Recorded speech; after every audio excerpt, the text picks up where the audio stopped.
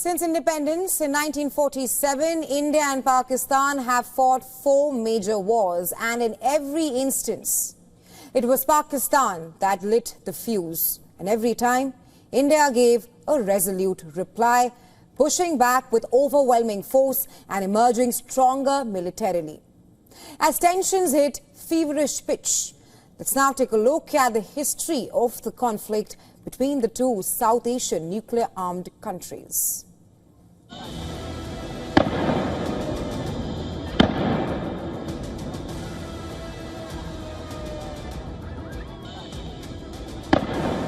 Tensions are crackling across the LOC. Indian Prime Minister Modi has given the armed forces a free hand to track and punish the perpetrators of the Pahalgam attack. Islamabad fears an Indian military action is imminent. Over the years, the two nations have fought 4 decisive wars. Each major conflict began with Pakistani aggression. India hit back harder against every provocation.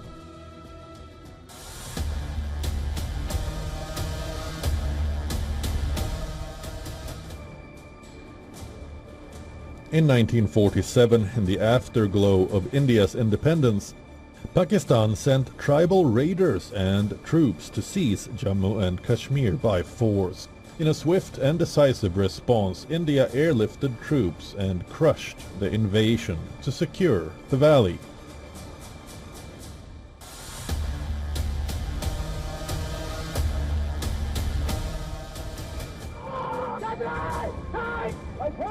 In 1965, Pakistan's covert infiltration Operation Gibraltar met the same fate.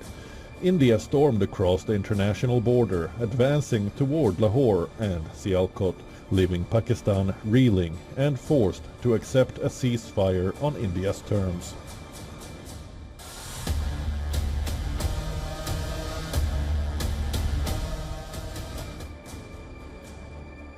The 1971 war was Pakistan's boldest and most disastrous gambit.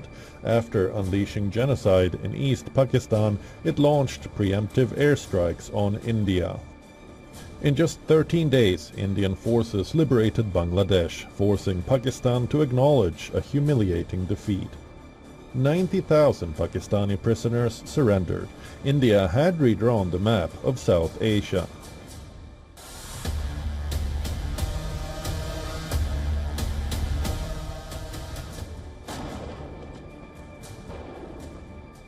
In 1999, in a stealth operation, Pakistani troops and terrorists occupied Indian peaks in Kargil.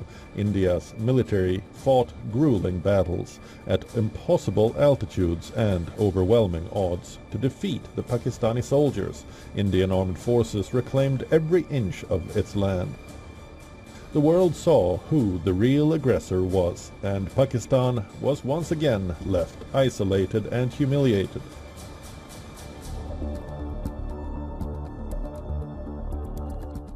Pakistan is now on the defensive. Its ministers are warning of imminent Indian retaliation.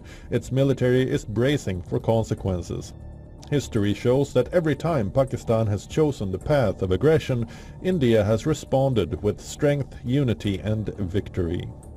As the world watches the current standoff, Pakistan's fear of a decisive Indian response is rooted in the hard lessons of the past. Bureau Report, WION, World is One.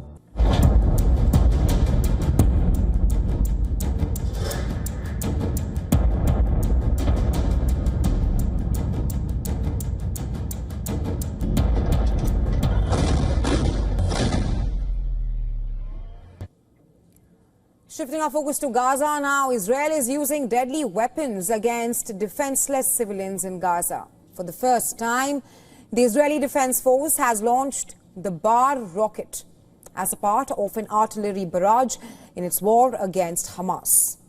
The rocket, fired by the IDF's 282nd Artillery Brigade, features a navigation mechanism adapted for challenging combat environments and is also capable of striking its target in a very short time. The IDF's 282nd Brigade is reportedly providing close support to ground troops operating in the Murak corridor. They have reportedly launched over 5,000 shells, resulting in an unspecified number of Hamas operatives being killed and weapon storage facilities also being destroyed. Now, this corridor divides Rafah and Khan Yunis in the southern Gaza Strip. In short, the Bar rocket is an advanced weapon. However, as is often the case with strikes on Gaza, Israel is now testing this advanced weapon on defenseless Gazans. In the latest escalation of violence in Gaza, a deadly Israeli airstrike hit the Al-Mawasi displacement camp in Khan Yunis. I'm talking about shelters for displaced Palestinian civilians, which Israel has designated as a humanitarian zone. And the Israeli military now struck a humanitarian zone yet again. Videos showed the camp tents up in flames. According to medics, several people were killed in the strike.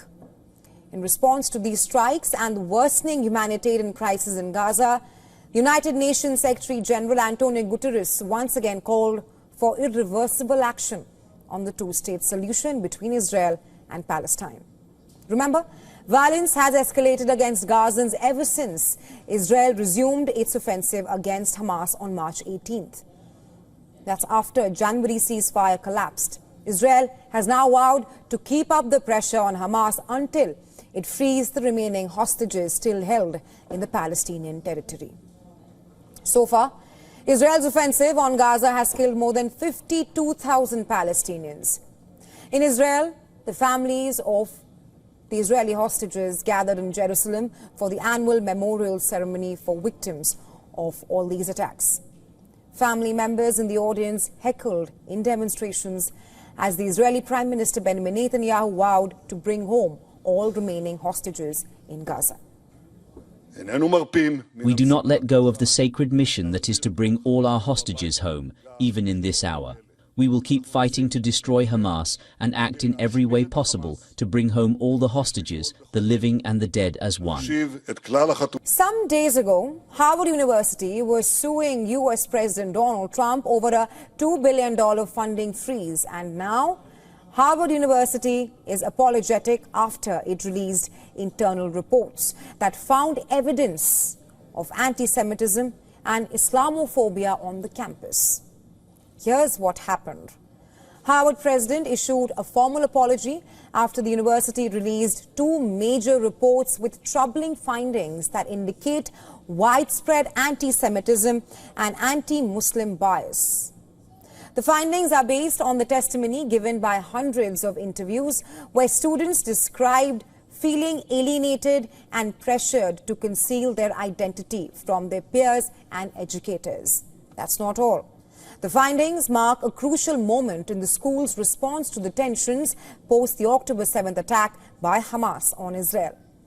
More worrying is the fact that it boiled down to security concerns posed by Jewish, Muslim, Arab, and Palestinian students on the campus. And quite evidently, it does not paint a good picture for the college itself, which is known for its multiculturalism and its global student base.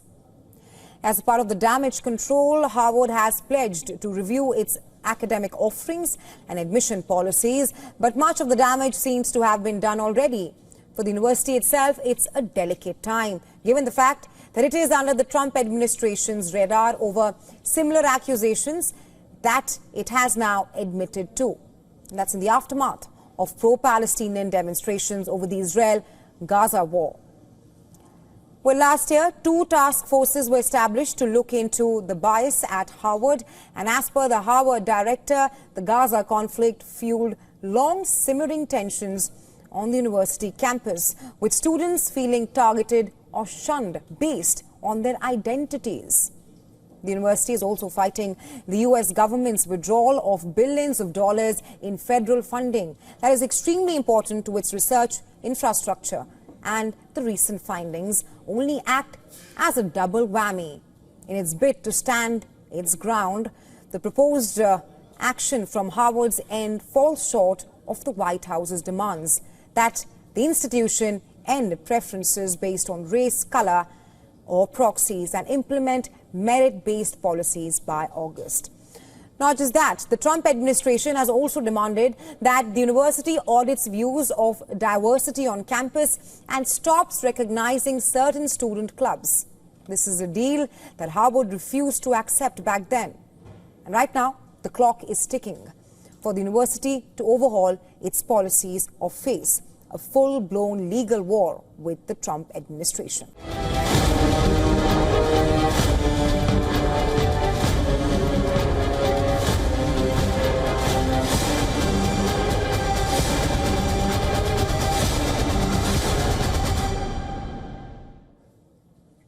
We now shift our attention to North Korea, where the country has test-fired nuclear-capable supersonic missiles from its first-ever warship.